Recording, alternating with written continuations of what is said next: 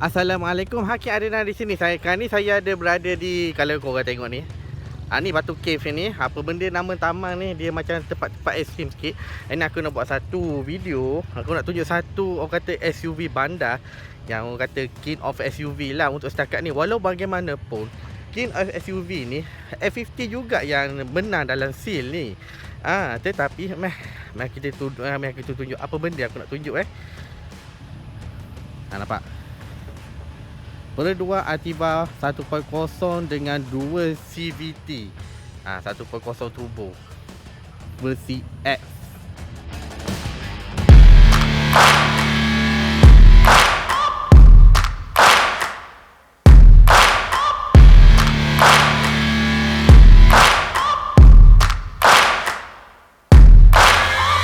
Searching for greatness in a sea of the dying and shameless, a sea of the aimless. I don't wanna be one of the nameless. I'ma wake up with the mindset that one day I'm gonna make it, and I don't think I'll be fine if I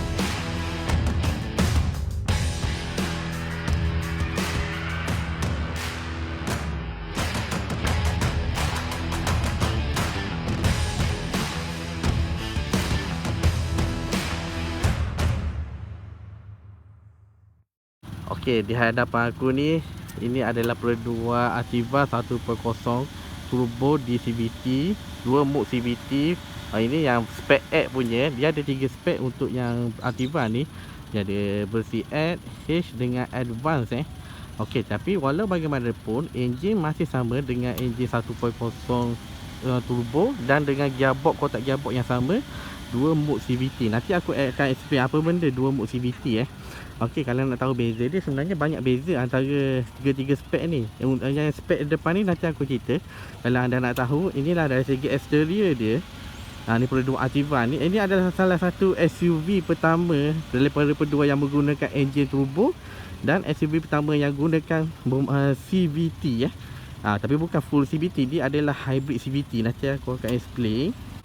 Okey, sebut pasal Perdua ni, Perdua yang mula-mula mengeluarkan SUV adalah orang kata Perdua kembara, diikuti dengan Perdua Nautica yang agak sendu pada ketika itu, dan akhirnya Perdua berjaya keluarkan Perdua Altiva. Untuk Perdua Altiva yang segmen B ni, dia adalah saingan je adalah Proton F50, orang kata Honda HR-V, seterusnya Subaru XV, and then seterusnya Mazda CX-3. Dia ada banyak-banyak dah, banyak SUV bandar yang orang kata segmen B ni, lain-lain ni. Dan apa yang bagus Perdua Altiva ni, ini adalah hasil kerjasama daripada 3 buah anak syarikat yang besar. Yang pertama syarikat Toyota, Daihatsu, Perdua. Dan untuk Toyota dia akan namakan Toyota Race, dan untuk Daihatsu dia nama Daihatsu Rocky. Dan yang untuk Perdua ni yang panggil Perdua Altiva. Apa yang bezanya tiga-tiga ni? Untuk ground clearance, Perdua Altiva lebih tinggi sikit, iaitu 200 ml lebih tinggi daripada yang untuk race dengan Daihatsu Rocky. Okey, mari aku explain dari segi eksterior. Okey, untuk model X ni, kalau kita tengok, dia masih ada orang kata LED, lampu metal LED warna putih, sama macam H dengan Advance. Itu yang bagus dia itu.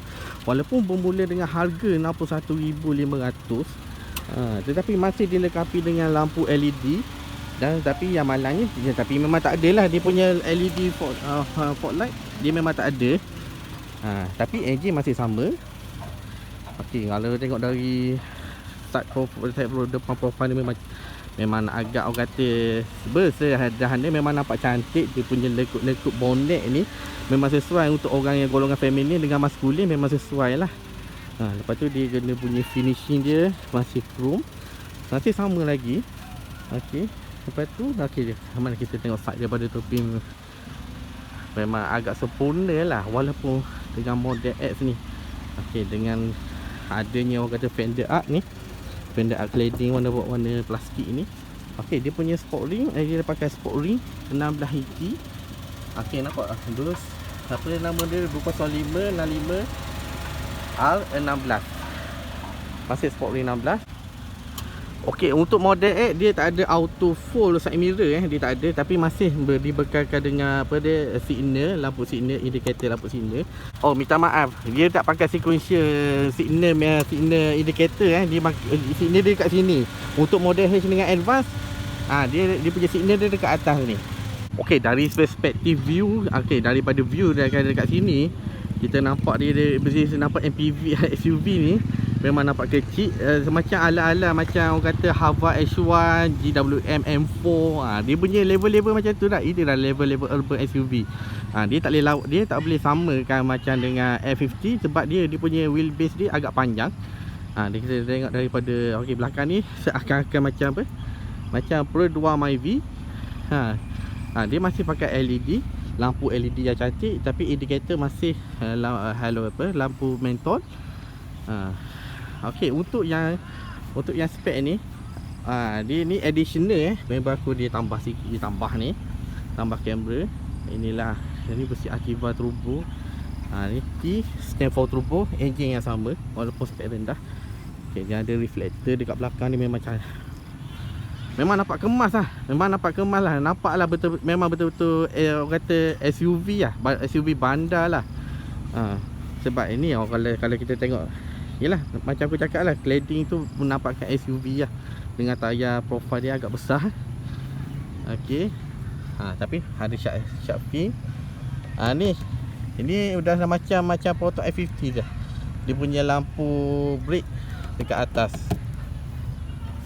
Tapi pada pendapat aku, SUV ni, untuk SUV bandar macam ni, memang aku impress lah dari segi design dia.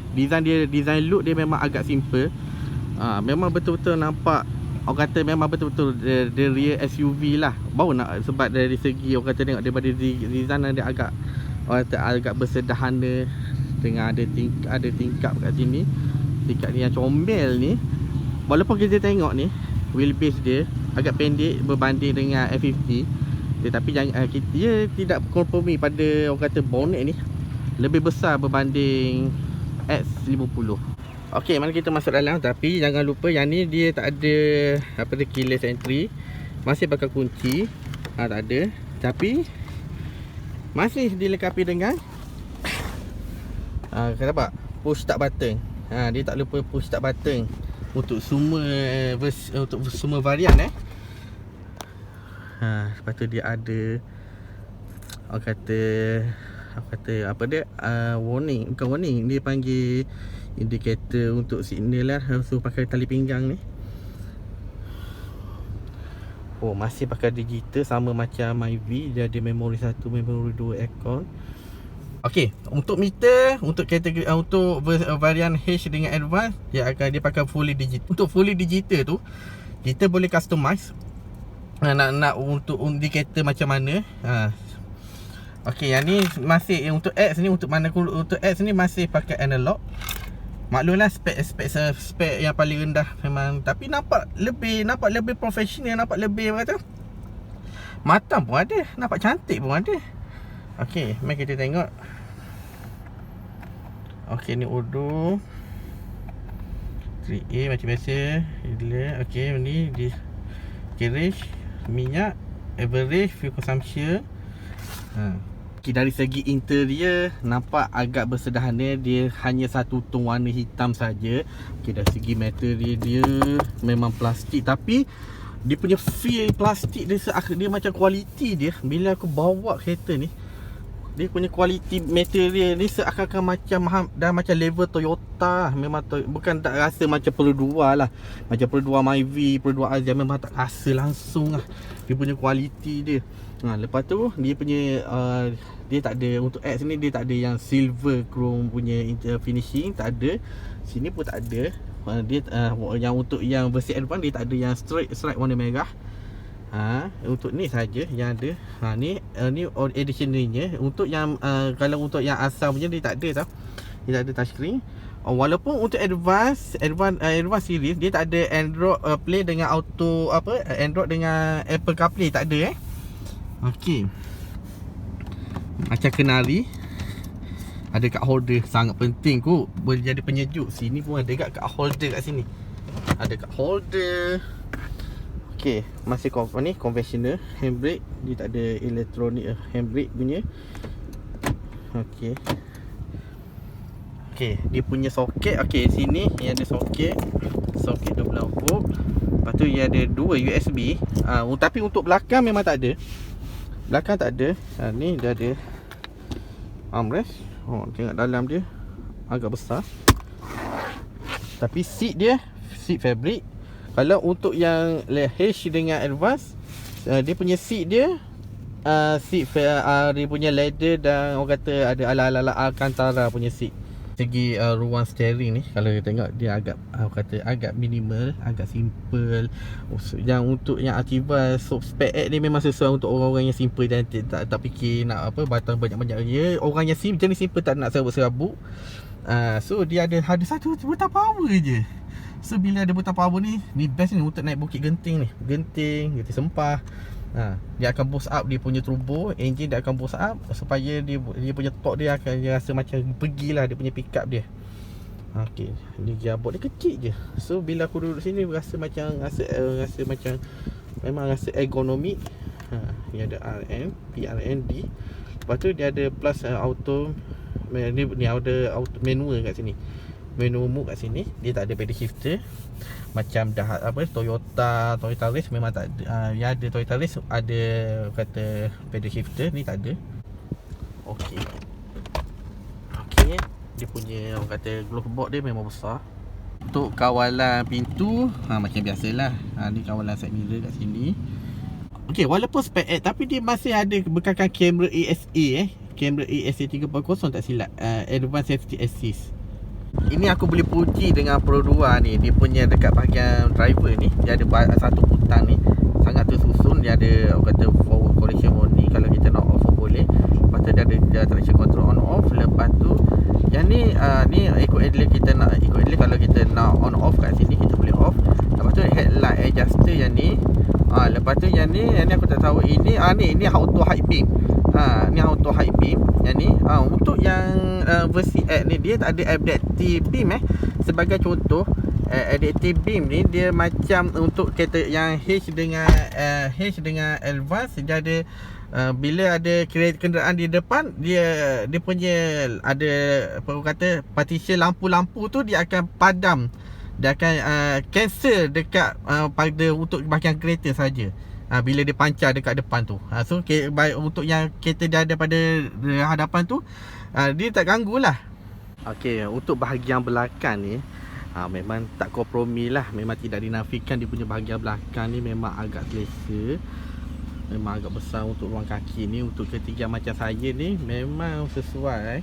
Kalau tak percaya. Okey, walau bagaimanapun untuk bahagian belakang ni, untuk bahagian belakang dia tak ada memang tak ada ekor belakang macam biasa, tak apalah. Itu bagi aku itu tak ada isu sangat.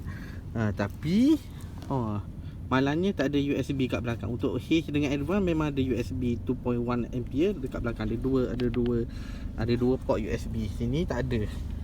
Okey, bila aku duduk belakang ni, tengok dia punya ruang kaki dia memang besar gila lah. Memang lega lah ruang kaki aku.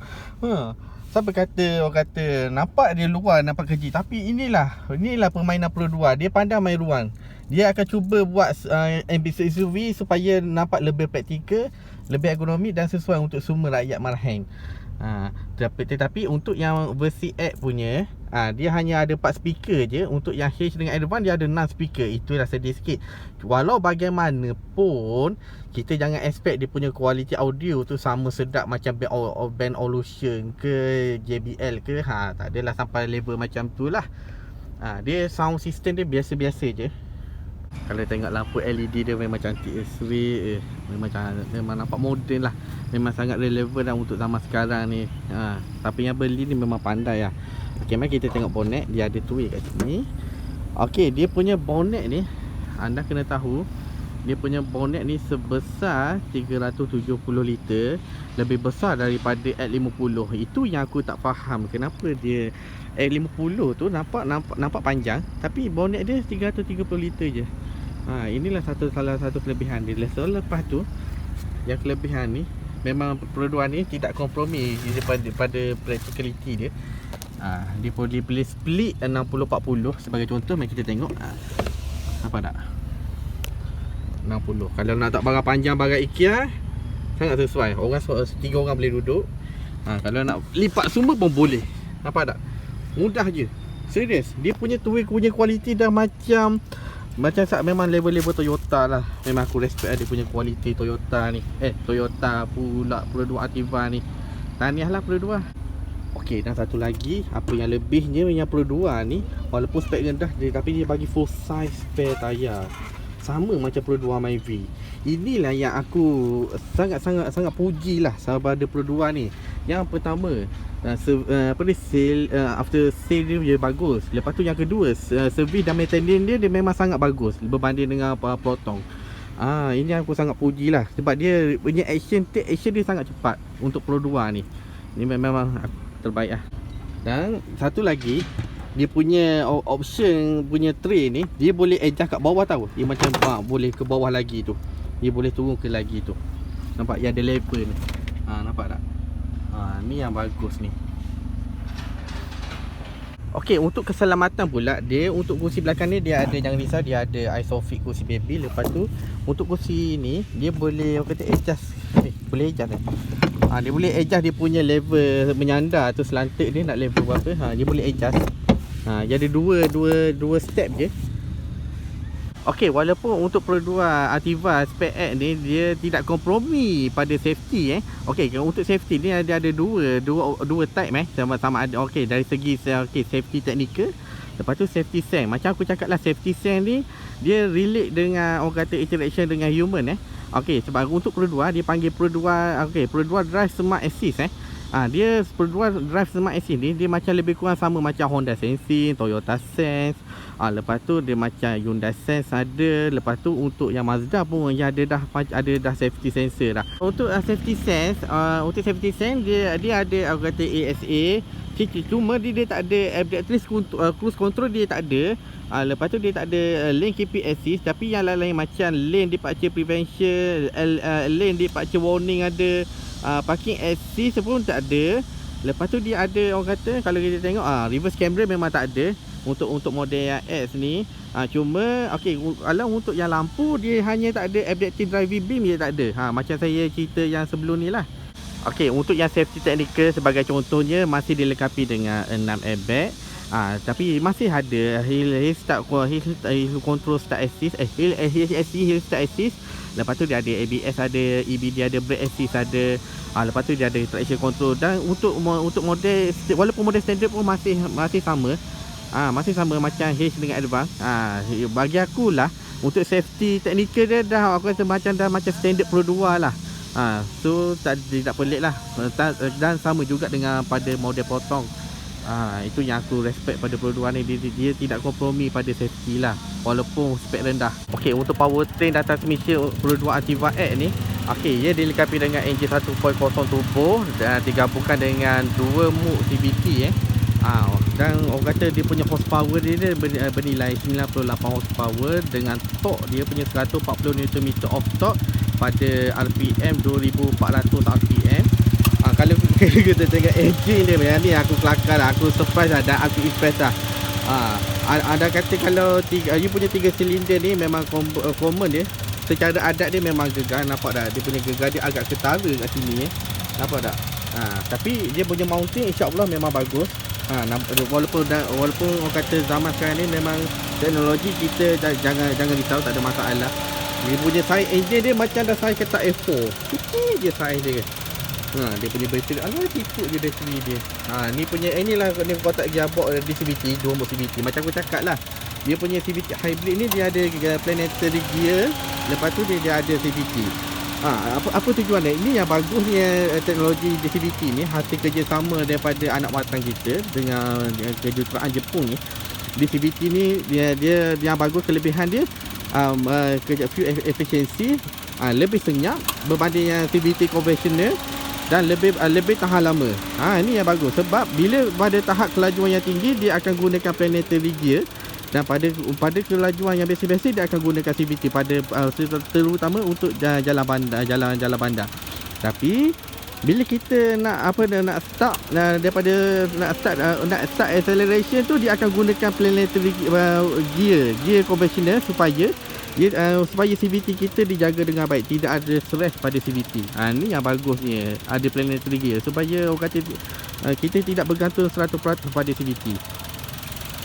Dan punya body engine, dia punya position ni agak ke dalam sikit supaya dia punya COG of engine ni agak lebih rendah, supaya kita bawa pemanduan dia kita rasa lebih stabil. Itu tujuan kejuruteraan dia bawa lower sikit dia punya engine ni. Untuk engine system pula dia masih orang kata double overhead cam, dia masih pakai orang kata untuk power steering masih electric power steering, dan untuk suspension punya matte pistol strut. Untuk bahagian depan, untuk belakang masih pakai orang kata torsion B. Okey, bagi pendapat aku, kalau sebut pasal enjin 1.0 turbo ni, untuk model yang pertama pakai enjin 1.0 turbo ni, kalau anda tahu ialah Ford Fiesta. Ford Fiesta 1.0 menggunakan enjin 1.0 EcoBoost yang yang orang kata kategori sebagai enjin terbaik, enjin of the year pada ketika itu. 1.0 turbo kot. Dan untuk yang masuk pasaran Malaysia ni, bagi aku ada dua model saja yang dia pakai 1.0 turbo, iaitu Renault Ativa dengan Nissan Almera. Tapi yang bagus, yang low spec ni masih dia bagi insulator book insulator. Cuma yang ni macam Toyota Vios punya ni panas tu. Ni kalau boleh letaklah insulator kat sini, jangan letak plastik getah macam ni. Itu yang aku tak berapa senang sangat ni. Kesimpulan daripada kita ni, bagi pendapat aku perluan ni sesuai untuk orang yang nak mulakan keluarga yang bersederhana, dan sesuai untuk keluarga yang kecil. Untuk anak 3 orang memang sangat sesuai. Nak Renault Ativa X ni dengan harganya bermula 61,500. Kalau high spec pun versi advance pun dengan harga 72,500. So anda fikir-fikirlah sama ada anda nak pilih Ativa ke, anda nak pilih kata potong X50 ke, nak pilih Honda HR-V ke, Toyota Corolla Cross ke, Mazda CX-3 ke, Subaru XV ke, Hyundai Kona ke. Sekarang ni dah banyak macam-macam dah orang kata SUV bandar ni, macam-macam setiap brand tu dah keluar macam-macam SUV dah. Aku rasa dah kereta sedang dah makin lama makin tenggelam dah. So itu saja pengenalan aku. Jangan lupa share, like dan subscribe channel aku. Itu saja. Assalamualaikum.